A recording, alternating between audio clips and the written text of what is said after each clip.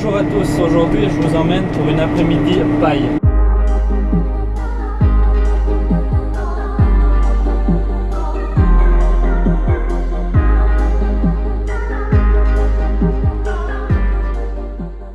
Pour nous, hier la moisson a commencé, on a battu l'orge.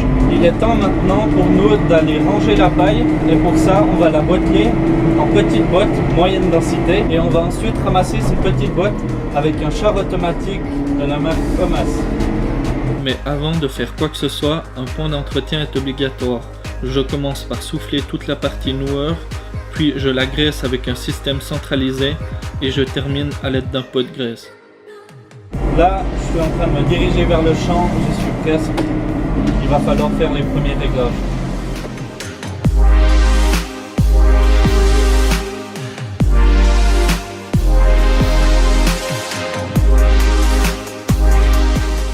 Alors on est arrivé sur notre seul champ d'orge. Il y a cette année seulement 1 hectare. Mon père, après que la bateau soit passée, a hier retourné les andins à l'aide d'un andenneur. Maintenant la paille est bien sèche et peut être bottelée.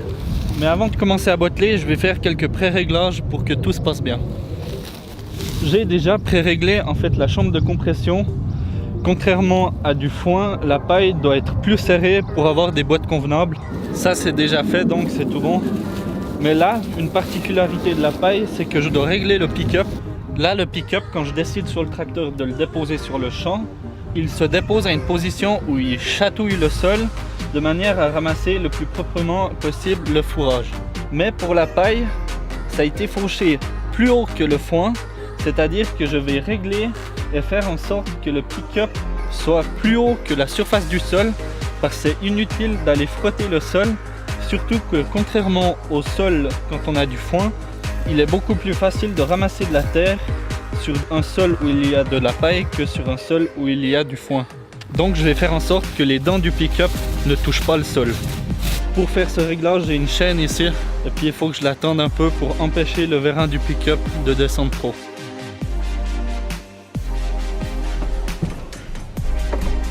Allez, c'est parti.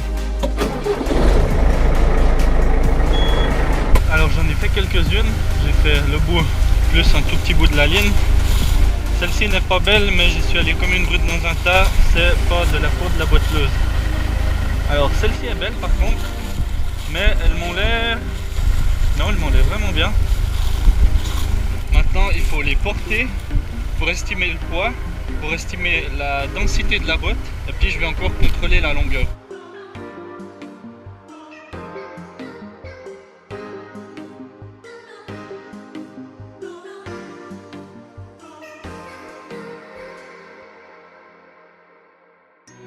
Alors là je suis emmerdé, j'ai exactement ce qui est le plus chiant sur ce genre de machine, les noueurs qui ont fait chier. Il faut savoir, ces noueurs c'est quand même de la mécanique assez fine, dans un milieu qui n'est extrêmement pas propice. C'est quelque chose qui arrive, c'est toujours chiant.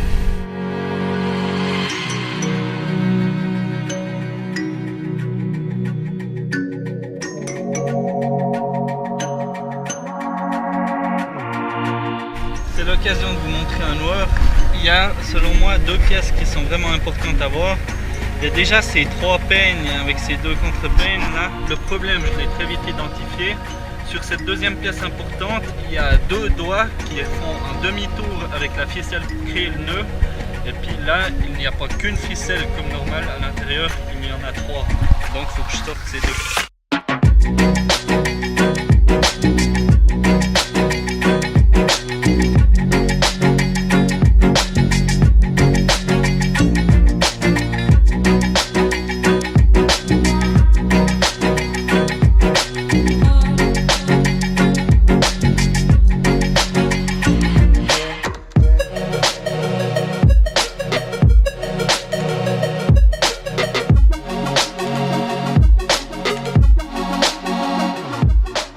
Cette fois-ci, je suis emmerdé.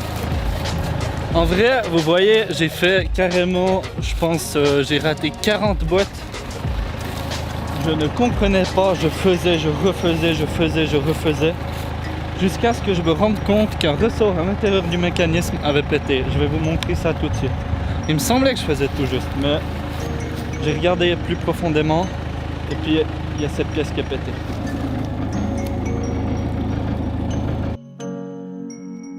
Le problème, je l'ai très vite identifié.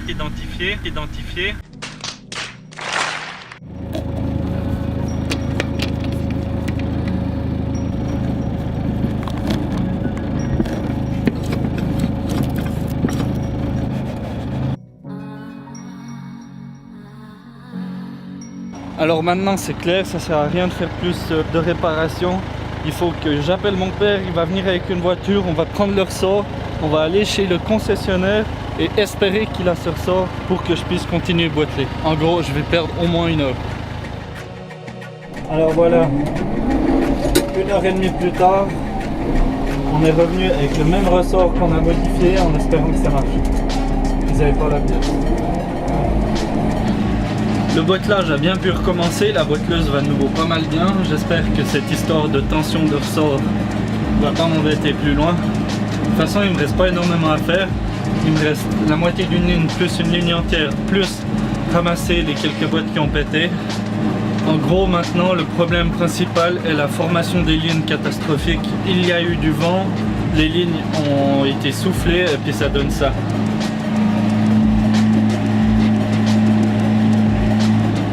Ça fait que la taille des lignes est trop grosse pour le pick-up et c'est problématique.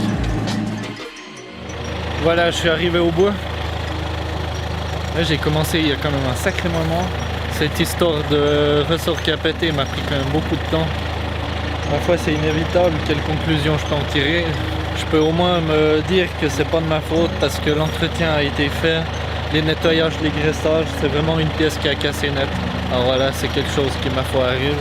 On va vite aller voir le nombre de boîtes. Alors j'ai fait 456 boîtes. Alors 456 moins 30 boîtes environ que j'ai loupé, ça fait 426 moins 230. J'arrondis à 430 moins 230, ça fait que j'ai fait 200 boîtes de paille. Il va falloir ramasser tout ça. Je vais venir avec un char automatique, un char qui est capable de ramasser 136 boîtes d'un coup.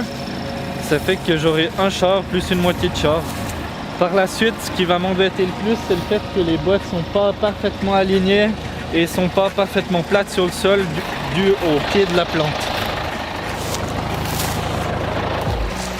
Là, on voit ces deux boîtes. Il y en a une qui est un peu penchée sur le côté et puis l'autre à l'avant qui est relevée. Tout ça, ça va m'emmerder pour la suite.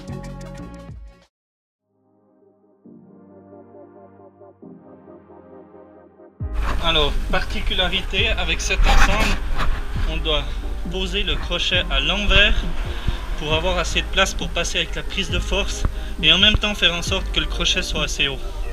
Donc maintenant, il me reste à monter la béquille et rajouter une prise de force là-haut. Toute cette machine est alimentée par un circuit hydraulique. Mais pourtant, cette machine a la particularité d'avoir son circuit hydraulique qui n'a aucune relation avec le circuit hydraulique du tracteur. En fait, ça marche comme ça, c'est simplement le fait que la prise de force entraîne une pompe hydraulique qui se trouve là, avec son réservoir hydraulique là, et après il y a tout un système mécanique qui gère l'entrée des boîtes. Voilà, on est de retour sur le champ. Cette machine là est un peu particulière. Franchement, en tout cas dans mon coin, on a bien du mal à en trouver d'autres. Il faut savoir qu'on l'a acheté d'occasion et que quand on l'a acheté, on n'a pas reçu de formation pour la faire aller.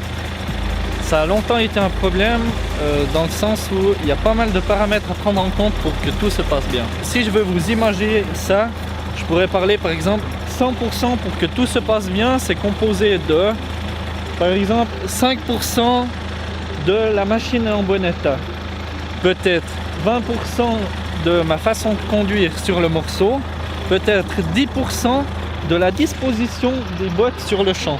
Et puis là, je perds complètement les 10% parce qu'il n'y en a aucune qui est belle plate sur le champ. C'est encore composé de 5% par rapport à la densité des boîtes.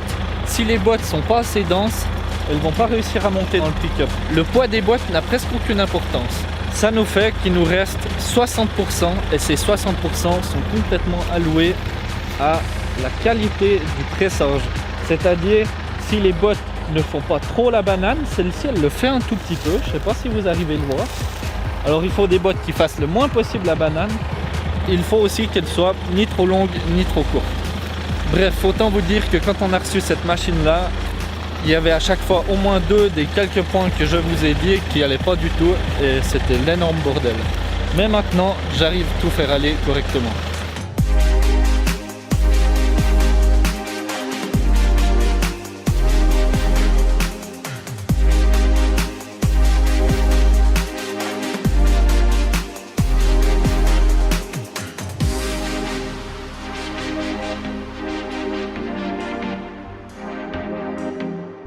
Voilà, je profite du fait qu'elle est arrêtée.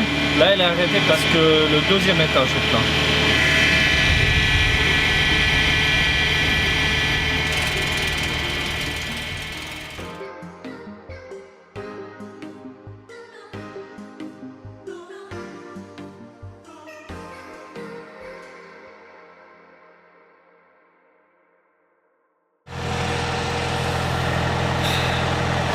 Donc j'ai un nouveau problème et le problème c'est ça.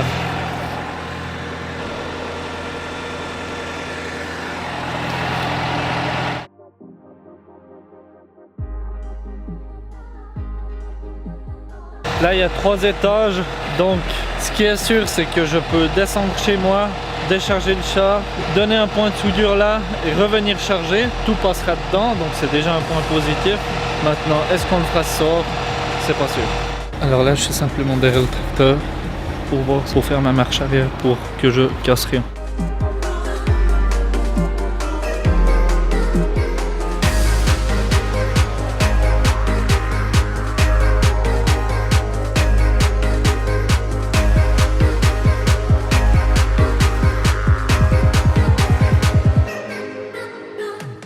Alors voilà, on vient de finir de décharger. Maintenant je vais aller faire un peu de soudure pour remettre ça en ordre. Et tout de suite après retourner sur le champ pour charger les 100 dernières boîtes qui doivent rester.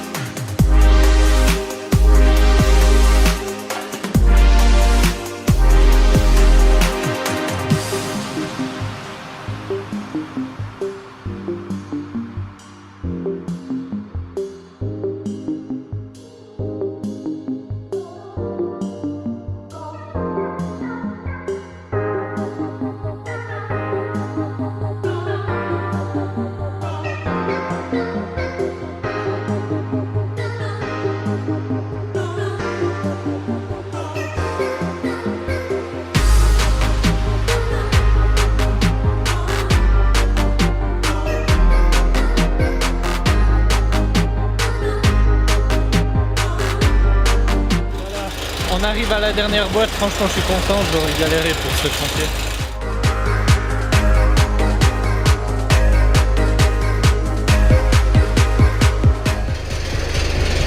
Maintenant il est temps de charger.